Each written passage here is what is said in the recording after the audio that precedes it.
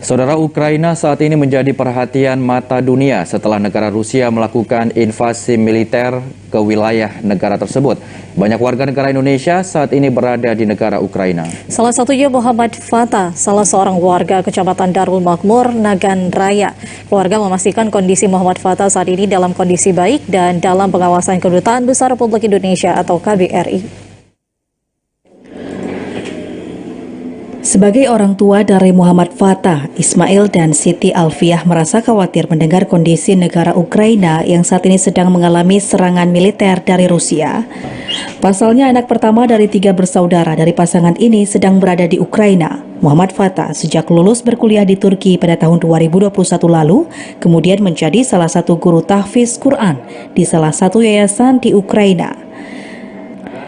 Muhammad Fatah baru 6 bulan berada di Ukraina. Menurut ayahnya, Ismail, keluarga masih kerap berkomunikasi dengan Fatah dan sering menanyakan keadaan sang anak.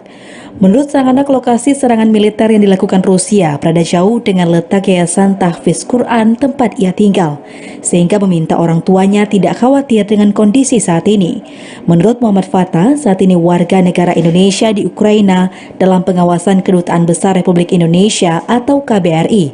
Meskipun demikian, orang tua Fatah tetap berharap sang anak pulang ke Nagan Raya, menunggu keadaan Ukraina kembali aman. Alhamdulillah, dari kabar terakhir kemarin sih 2 hari yang lalu lah, ada ngebel, ada komunikasi.